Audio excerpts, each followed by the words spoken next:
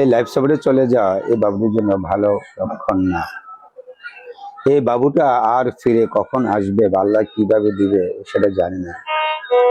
আপনারা সবাই বাবুটার জন্য দোয়া করতেছিলেন, সবাই আর একটু কষ্ট করে, সবাই একটু মেহরবানি করে দোয়া করুন। সম্মানিত সুধী, আসসালামু আলাইকুম। আমি আপনাদের সামনে এখন দাঁড়িয়েছি খুবই ভারাক্রান্ত হৃদয়ে।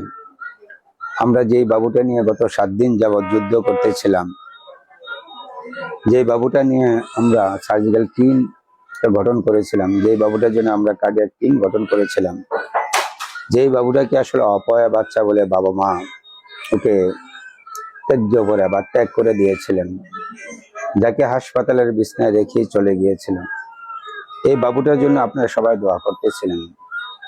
এই বাবুটার জন্য আমরা আসলে সবাই চেষ্টা করতেছিলাম, কিন্তু এই বাবুটা শেষ পর্যন্ত টোটাল লাইফ সাপোর্টে চলে গেল। এই লাইফ সাপোর্টে চলে যাওয়া এই বাবুদের জন্য ভালো লক্ষণ না।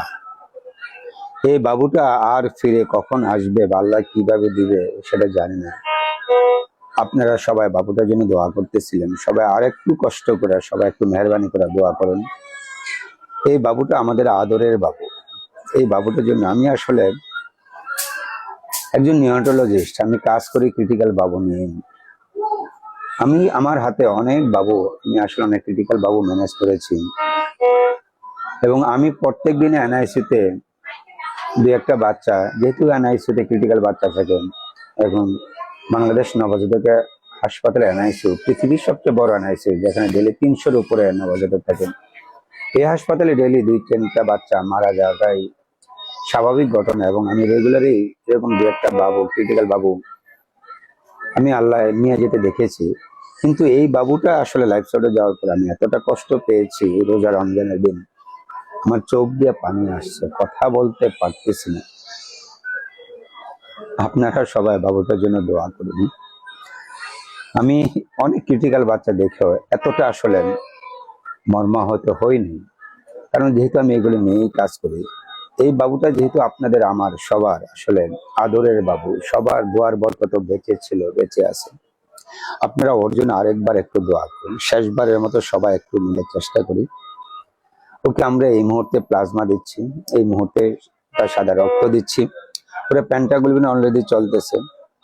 এই বাবুটা আসলে তার আনুষঙ্গিক চিকিৎসার কোনো আসলে ত্রুটি নেই। ওকে যতটুকু করার সুযোগ আছে সবকিছু আমরা করতেছি, আপনারা ওর জন্য আরেকবার একটু দোয়া করেন। আল্লাহ ওর জীবনটা যেন ফিরিয়ে দেওয়া যায়। ওর জীবনটা ফিরিয়ে না দিয়ে গেলে আমরা খুব কষ্ট পাবো। আমি আসলে কথা বলার ভাষা হারিয়ে ফেলেছি। এই বাবুটা আসলে নিজের বাবুর চেয়ে বেশি কষ্ট লাগছে, কারণ আজকে যদি আমার বাবুটাই অবস্থা হতো, আজকে যদি আমার বোনটাই অবস্থা হতো, আজকে যদি আপনার ছেলে মেয়েটা এই অবস্থা হতো, আপনার কেমন লাগতো? এই বাবুটা আসলে এখন কথা বলার মতো ভাষা খুঁজে পাচ্ছে না। আল্লাহ যেন ওকে লাইফ সাপোর্টে উঠে এনে ওকে আবারও আমাদের মাঝে ফিরিয়ে দেন। আপনার ওর জন্য একটু দোয়া করুন। ওর ভিডিওটা আপনারা দেশের সমস্ত জায়গায় একটু ছড়িয়ে দিন, বিদেশে ছড়িয়ে দিন।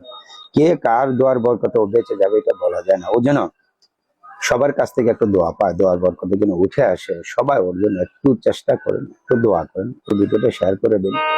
ওর ভিডিওটা আপনারা একটু শেয়ার করে দিন। ওর ভিডিওটা একটু শেয়ার করে দিন। ওর ভিডিওটা একটু শেয়ার করে দিন। ওর জন্য একটু দোয়া করেন। আমরা ওর জন্য দোয়া করি, আল্লাহ ওরে যেন উঠায়, আল্লাহ ওরে যেন দিয়ে যায়। আমি ডাক্তার, চেষ্টা করব, আমি আল্লাহর কাছে মোনাজাত করে হাত ধরে ওর জন্য দোয়া চাচ্ছি যে আল্লাহ তুমি ওরে রক্ষা করে দাও, ওরা আমাদের মাঝে ফিরিয়ে দাও। আপনারা ওর জন্য আবার দোয়া করেন। আপনাদের কাছে আর কি চাইবো ওর জন্য? ওর জন্য আপনারা সবাই অনেক অনেক দোয়া করতেছেন, কিন্তু আল্লাহ ওকে কষ্ট দিচ্ছে। ওকে আল্লাহ উদ্ধার করে দেওয়ার একটা রাস্তা যেন তৈরি করে দেন। আপনারা আবারও বলছে ওর জন্য একটু দোয়া করেন, ওর জন্য একটু দোয়া করেন, ওর জন্য একটু দোয়া করেন। আমিন।